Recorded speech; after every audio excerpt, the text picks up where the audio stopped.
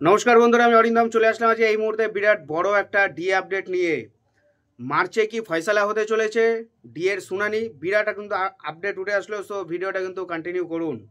তবে কি মার্চে সুপ্রিম কোর্টে ডিএ ফয়সালা হবে? শুনানির দিনক্ষণ নিয়ে উদ্বেগ সরকারি কর্মচারীদের। মার্চ মাসে সুপ্রিম কোর্টে বাংলা সরকারি কর্মচারীদের ডিএ মামলা শুনানি হওয়ার কথা আছে, তবে শুনানির দিনে উদ্বেগ সরকারি কর্মচারীদের। আসলে এবার নতুন বেঞ্চে উঠতে পারে ডিএ মামলা। বিচারপতি ঋষিকেশ রায়ের অবসর গ্রহণ করেছেন 31শে জানুয়ারি 2025 সালে, তাই আবারও ডিএ মামলার বেঞ্চ বদল হতে চলেছে। রাজ্য সরকারের মর্গ ভাতা মামলা মার্চ মাসে শুনানির জন্য উঠতে পারে। শেষবার মামলা উঠেছিল তৎকালীন বিচারপতি ঋষিকেশ রায় ও বিচারপতি এনবি ভাট্টির বেঞ্চে। সুপ্রিম কোর্ট জানিয়েছিল মার্চ মাসে হতে পারে শুনানি, কিন্তু বেঞ্চে এই মামলা উঠবে তা এখনও পর্যন্ত নিশ্চিত নয়।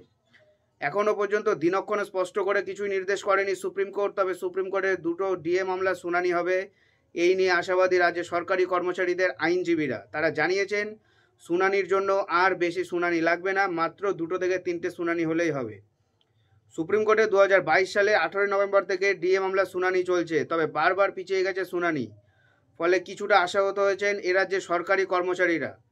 রাজ্য সরকার বাজেটে রাজ্যের সরকারি কর্মচারীদের জন্য 3% ডিএ ঘোষণা করেছিল। এরপরেও কেন্দ্রীয় সরকারি কর্মচারীদের থেকে ডিএর ফারাক 35%। এপ্রিল মাস আসলে সেটা আবার 39% আবার হয়ে যাবে, কারণ সেন্ট্রাল গভর্নমেন্ট কিন্তু এমনটাই খবর পাওয়া যাচ্ছে অষ্টম বেতন কমিশন তো গঠন করবে 2026-এর মধ্যে, এবং ডিএটা কিন্তু আবার ইনক্রিজ করতে পারে 3 থেকে 4%। সেখানে সরকারি কর্মচারীরা কিন্তু আবার পিছিয়ে যাবে। সরকারি কর্মচারীরা কিন্তু রীতিমতো আন্দোলন চালিয়ে যাচ্ছে, তাদের কেন্দ্রীয় হারে ডিএ দেওয়া হোক। বাজেটে মুখ্যমন্ত্রী কিন্তু বলেছিল সবাইকে সবটাই পুষিয়ে দেওয়া হবে। এতগুলো ভাতা চালিয়ে তোমাদের ডিএ দেওয়া হচ্ছে, তোমরা কি এর খোঁজখবর রাখো? এমনটাই কিন্তু কথাটা কিন্তু বলেছিল মাননীয় মুখ্যমন্ত্রী মমতা বন্দ্যোপাধ্যায়।